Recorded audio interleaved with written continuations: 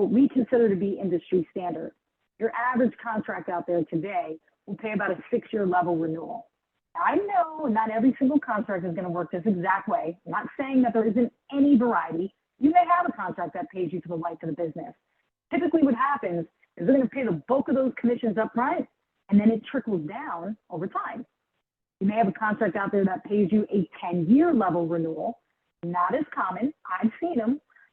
But your average contract out there today is going to pay a 6-year level renewal. So that's what we're going to use in our example as what our typical competition does. Let's say you have $500 of commissionable income. You place it with Brand X. Brand X is then going to pay you for the next 6 years. So your overall renewals earned is $3,000, which isn't too bad.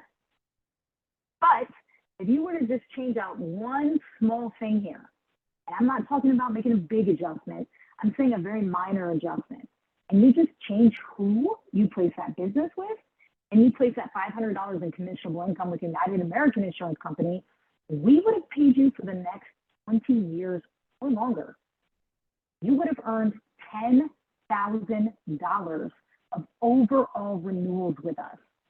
You can almost say, by not placing that business with us, you're missing out on $7,000 of renewal income.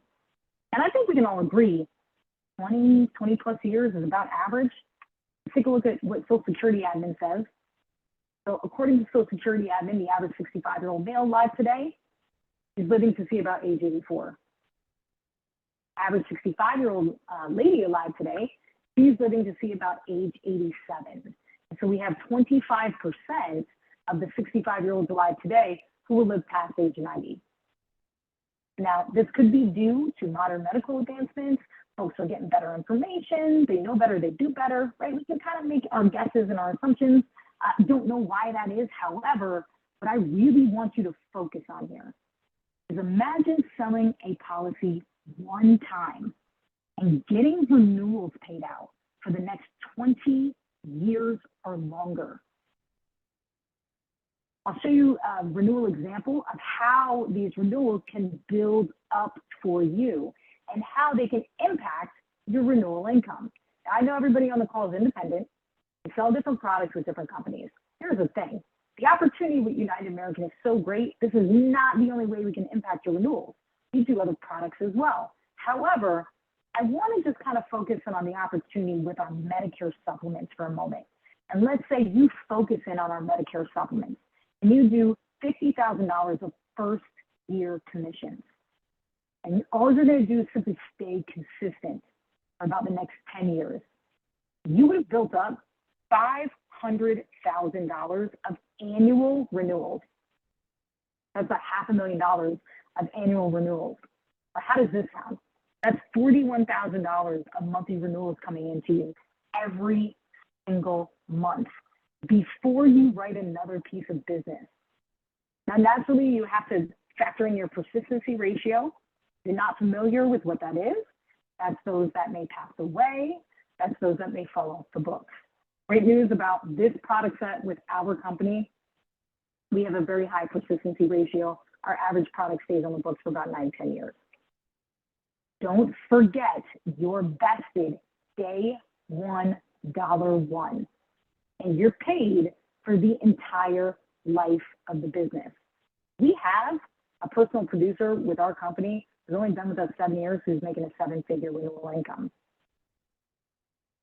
When you pay for the life of the business, I want to translate that for you within this example.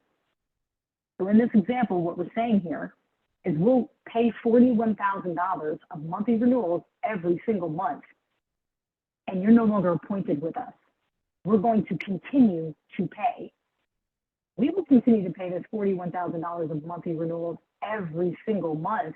And let's say you lapsed out your insurance license and you're no longer operating in any state, no longer licensed. We will continue to pay your renewals in the event you pass away. You can will this $41,000 of monthly renewals to any beneficiary you designate. They don't have to have a license or maintain a license to keep those renewals coming in. That's the power of being vested up front immediately and getting paid for the entire life of the business. I do want to cover some products with you guys as well, so we're going to go ahead and jump in to the product portion if we can. Now, if you're new to Medicare, as I cover what's available with us, I don't want you to be overwhelmed. We have a great way of simplifying the sales process for you. However, if you're selling Medicare today and you're familiar with all the plans and you know a lot about it, this here is for you. So we offer 10 out of the 11 standardized plans. You'll notice Plan G, Plan N, the HDG. Chances are, if you're selling it today, you can sell it with us. Okay, so we offer 10 out of the 11 standardized plans. Of course, we offer the majority of plans available. The one that you don't see here, in case you're looking for it, is M like Mary. I honestly don't know too many, companies, carriers, or people who focus in on M or sell it, but just in case you are looking for it, that's the one plan we do not have or offer. As I mentioned before, if you're new to Medicare, right, you do not need to know and master every single one of these plans. You want to focus in on what's most commonly sold. And so with us, that's 2 plans.